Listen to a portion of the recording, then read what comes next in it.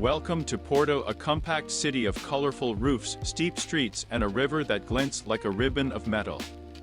Porto sits on the northwest coast of Portugal at the mouth of the Douro River, and it is famous for its historic riverside district, its world-renowned port wine, and its dramatic double-deck iron bridge. The first thing you notice in Porto is how the old and the modern sit cheek by jowl tiled facades and medieval alleys next to sleek wine lodges and contemporary art spaces. A short history explains why.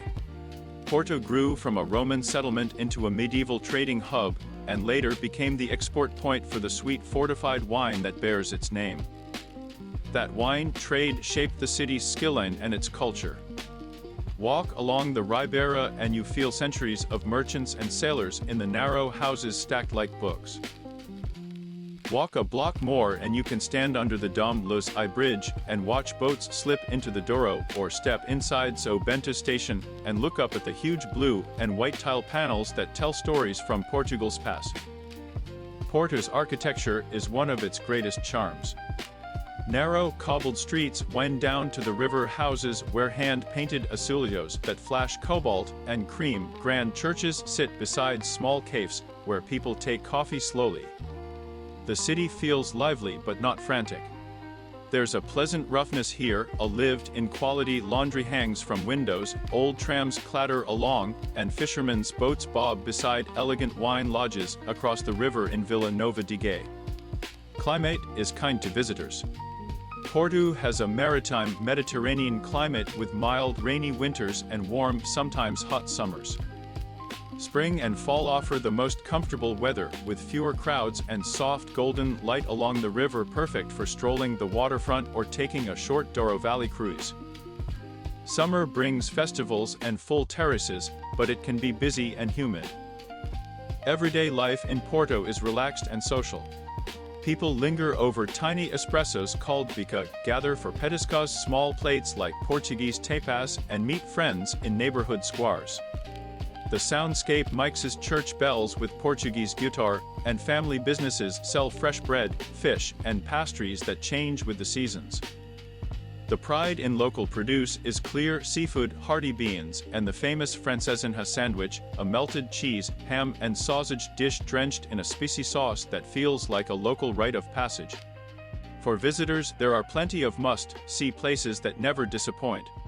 Start at Ribeira for the river views, then cross the Dom Luís I Bridge on foot to the Gaia side for the best perspective of Porto's stacked houses. Visit the port wine cellars in Gaia for a tasting and an easy lesson in how port is made. Don't miss Livraria Lello, often called one of the most beautiful bookstores in the world, or climb Clérigos Tower for a panorama of red roofs and the Douro winding toward the ocean. Stop at São Bento to admire its tiles and allow time for the Serralves Museum and Park for modern art and green space.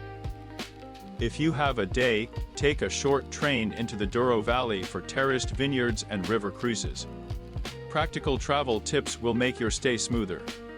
Porto is compact and best explored on foot, but be ready for steep hills and uneven cobbles. Good walking shoes matter. Buy an andante card for easy travel on metro and buses, and use the metro to get to the airport in about 30 minutes. Many attractions take cards, but small cafes and markets prefer cash, so keep a few euros handy. English is widely spoken in tourist areas, but a few Portuguese phrases go a long way. Bom dia, obrigado, and por favor are always appreciated. Try to visit midweek if you can to avoid weekend crowds, and book popular cellar tours and Livraria Lello tickets in advance. Safety is good in Porto, with occasional pickpocketing like any tourist city, so keep valuables secure. In the end, Porto is a city that rewards slow travel. It invites you to sip, to linger, and to look. The river frames every walk, the wine tells stories of centuries, and the neighborhoods keep a human scale that makes discovery feel intimate. Come curious, walk a lot, taste local food, and leave feeling like you know a city that manages to be both humble and striking, small in size but large in character.